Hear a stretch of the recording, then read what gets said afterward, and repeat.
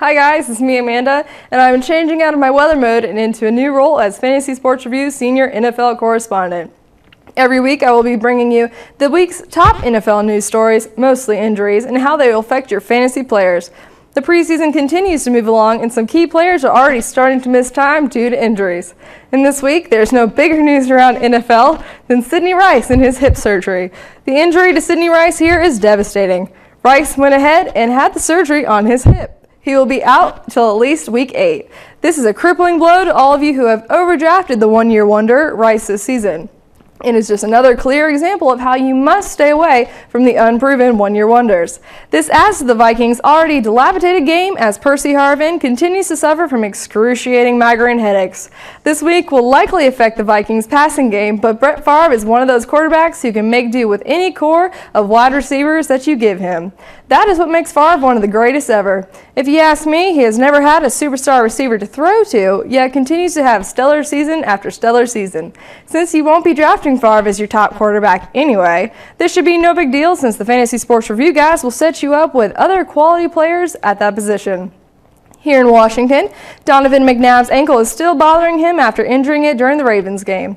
McNabb is sporting an air cast and will miss the game against the Jets this Friday. McNabb hopes to be ready for the season. Stay tuned to Fantasy Sports Review for more on this developing injury. The guys have been touting McNabb as an injury-prone play at quarterback, and while great value can be achieved drafting him late in your draft, you must have 2 other quarterbacks on your roster if you draft him, so that you can have adequate coverage when McNabb is on the injury list, which he will be. With the recent injuries to Marshawn Lynch and Fred Jackson, rookie C.J. Spiller will carry the load the rest of the preseason and into the start of the season. Spiller, the first round of the pick out of Clemson, will see the majority of carries.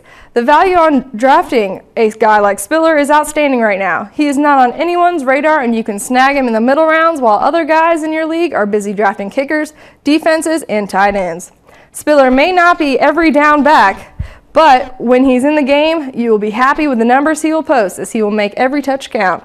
Reports out of Oakland are picking Michael Bush to start in the backfield for the Oakland Raiders. Starter Darren McFadden hurt his hamstring and has been hampered by this injury since last year. In his final 4 games, Bush averages 5 yards per touch. Bush is an amazing talent and, like C.J. Spiller, is a tremendous value in this year's draft. Darren McFadden was a dumb pick when the Raiders made him a few years ago, and he's a dumb pick for you in this year's fantasy draft. So, if you get a chance to grab Michael Bush in the later rounds of the draft, do it, and you could hit it with a home run with him. News out of the Big D has Dez Bryant questionable for the start of the season.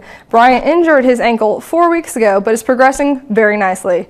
The first round pick out of the state is still limited, but should be a good fit in the Cowboys' passing game. Rookie wide receivers are always a gamble. He is getting drafted higher than he should be getting drafted. Look to other players like Mike Wallace, Michael Crabtree, or Eddie Royal to be your breakout wide receiver of 2010. That's about it for this week's top news stories. I look forward to being with you all this season. From the Fantasy Sports Review News Center, I'm Amanda Walker reporting. Now back to you, boys.